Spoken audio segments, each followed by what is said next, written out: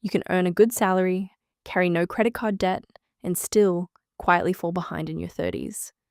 Not because you are careless with money, because the default settings most of us are running were never designed to actually build wealth. They were designed to keep the lights on. Your 30s are the decade that quietly decides your 40s and 50s. The moves you make now and the ones you keep putting off are the difference between coasting later and scrambling to catch up. And here's the part nobody says out loud. Most of the money advice you will find online was not built for you. It was built for someone in another country with a different tax system and no superannuation. So this is the version that actually fits where you live. 12 milestones to reach in your 30s in Australia. I have grouped them into 4 stages. First, the foundations. Then, optimizing what you earn. Then, protecting what you build. And finally, getting clear on what you are actually building toward. Some of these are universal. Some are specific to this country. And one of them is free money from the government that almost nobody who qualifies ever claims. Let's go. Milestone 1. Clear the debt that is working against you. Before you invest a single dollar, clear your high-interest debt, credit cards, personal loans, the car loan, and yes, buy now, pay later. From the middle of 2025, buy now, pay later is finally regulated like real credit in Australia, because for a lot of people, it quietly became real debt. About a third of Australians are carrying some kind of personal debt outside a home loan, and on average, that debt has now climbed past $17,000. Here's the simplest way to think about it. If your credit card charges around 20%, then paying it off is a guaranteed 20% return, tax-free with no risk. There is no investment on earth that reliably beats that. So the order matters. Clear the high-interest debt first, then invest, not the other way around. HECS is the one exception, and we will get to why in a moment. Milestone 2. Build an emergency fund and understand what it is really for. 3 to 6 months of essential expenses in a separate high-interest savings account. Automated, so it builds before you have the chance to spend it. If your income is variable, or you are self-employed, push toward the higher end.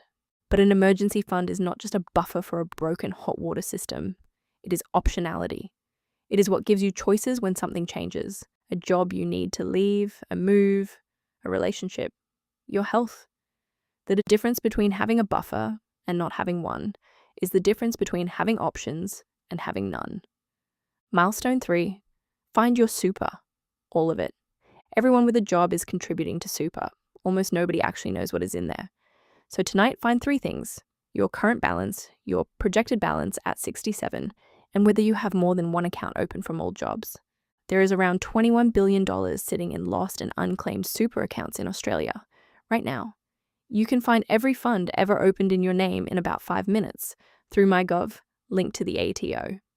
Every forgotten account is quietly paying fees to a fund that is doing nothing for you. This is the least exciting milestone on the list, and the one with the most immediate dollar value for the most people. One warning before you consolidate, because it matters later in this video. Rolling old accounts into one can cancel insurance you did not know you had. Hold that thought. Milestone 4. Have a HECS strategy, not just a HECS balance. If you went to an Australian university, you almost certainly have a HECS debt, and it is unlike almost any other debt. No interest, just an annual indexation, now capped at the lower of inflation or wage growth, and it is repaid automatically through your tax once you earn above the threshold. That is exactly why letting it tick along on autopilot is a default, not a decision. The real question is whether paying it down faster beats putting that same money into investing. Over a long horizon, for most people, investing tends to win, but it depends on your income and how fast your balance is indexing. Make it a deliberate choice rather than letting inertia choose for you. Milestone 5. Treat your salary like a super strategy. This looks like career advice, but it is really a super strategy. Every dollar you do not negotiate is a dollar your super is never calculated on. Super is now 12% of your ordinary earnings, so a $10,000 raise is not just $10,000. It is an extra $1,200 going into your super every single year, compounding for decades. Most people leave money on the table here. Negotiate at every review and every job change. Keep it factual and tied to the market. And remember that every time your base goes up, your super goes up with it. Milestone 6. Invest beyond super at a set rate that climbs. Super is the floor, not the ceiling. You cannot touch it until at least 60, so anything you might need before then has to come from somewhere else. That somewhere is usually a simple brokerage account holding diversified index funds. Low cost, broad, nothing exotic. The mistake most people make is treating investing as something they will start once there is money left over. There never is, so pick a number. Aim to invest at least 15% of your income and lift it by 1% every July or every pay rise until you are comfortably ahead of where you need to be. A benchmark worth knowing. By 40, having roughly 3 times your salary invested across everything, super included, puts you on a solid track. Behind that? Not a reason to panic, a reason to lift the rate. And here is the free money I promised. If your income for this financial year comes in under about $49,000 through parental leave, part-time work, or a career change, and you put $1,000 of your own money into super that year, the government adds $500. No form, no application. It is calculated when you lodge your tax return. It is called the Super Co-contribution, and the people most likely to have a qualifying year are exactly the people least likely to know it exists. Milestone 7. Beat lifestyle inflation. This is the quiet one that undoes everything else. Your income rises through your 30s faster than it ever has, and spending has a way of rising to meet it.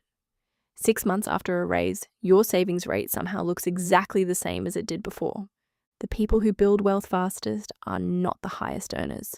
They are the ones who kept the gap between what they earn and what they spend open as their income grew. The fix is automation. Every time your income goes up, send at least half of the increase straight to savings or investing before it ever lands in your spending account. Your standard of living still improves. Your wealth just improves faster. Milestone 8. Get your property position clear. Whether you own, rent, or are saving for a deposit, you should have an actual position rather than a vague intention to figure it out one day. If you own, are you using an offset account properly? The interest you avoid by keeping your cash in offset is a guaranteed tax-free return at your mortgage rate, and a surprising number of people either do not have one or are not using it. If you are saving for a deposit, the First Home Super Saver scheme lets you put extra into super and later withdraw up to $50,000 of it for a first home. Because it goes in at the 15% super rate instead of your full marginal rate, it can build a deposit faster than an ordinary savings account. And in the year or two before you apply, keep your borrowing power healthy because lenders look at your credit limits, your buy now, pay later, and your spending history more closely than most people expect.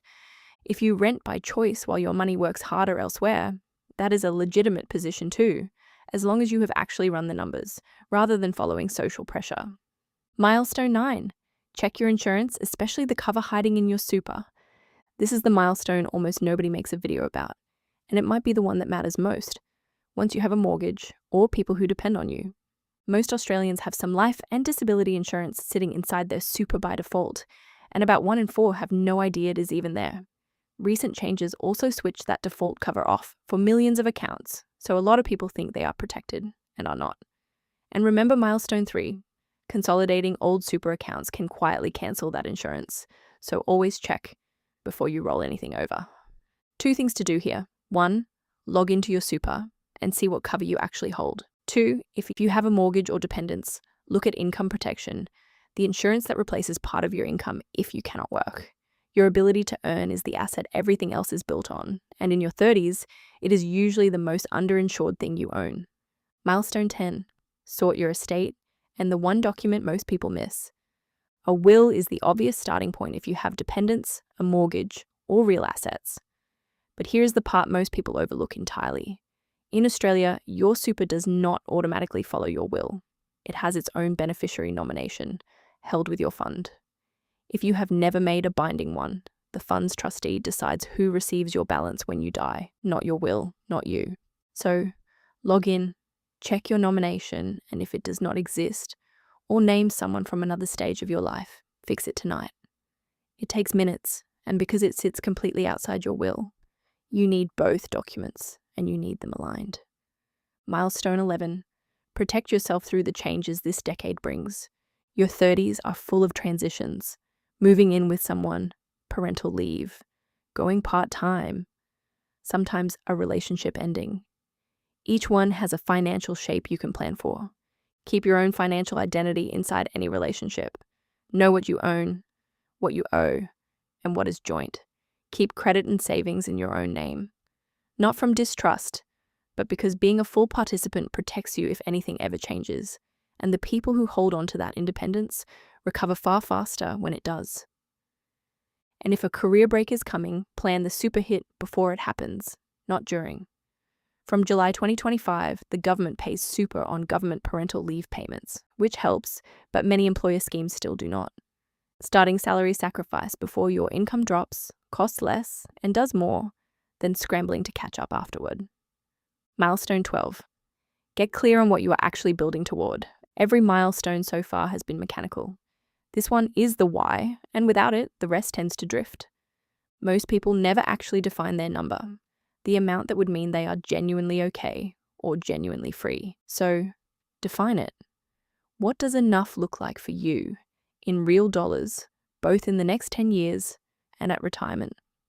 Write down a few things that would make the next decade rich in the way that actually matters to you.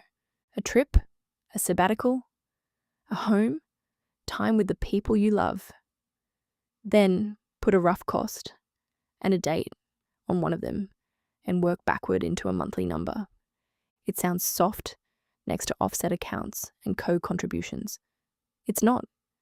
The people who know their number make better decisions on every other milestone because they finally know what they are deciding for. So that is the map. The foundations, clearing the high interest debt and building the buffer. Optimizing, finding your super, getting a HECS strategy, negotiating, investing at a rate that climbs, and refusing lifestyle inflation. Protecting your property position, your insurance, your estate, and yourself through change. And the vision, knowing what you are actually building toward. A few things worth doing in the next 24 hours. 1. Log into MyGov, check for lost super, and look at your binding beneficiary nomination. 2. While you are in there, check what insurance you hold inside your super and whether you actually want it. 3. List your high-interest debts from smallest to largest and decide which one you clear first. 4. Pick your investing rate, set the transfer for your next pay, and book a reminder to lift it by 1% in July. None of this requires you to be brilliant with money. It just requires you to change a few of the default settings before they quietly decide the next 20 years for you. If you want to go deeper, I have videos on the super gap and on exactly what a career break costs your borrowing power, both linked below. And if there is a milestone here you want me to break down on its own, tell me in the comments. It genuinely shapes what I make next. And if a lot of this felt new, don't worry, you are not behind. I have made one video that lays out the whole money picture for Australians, simply from the ground up. It is the single best place to start, and it is right over here.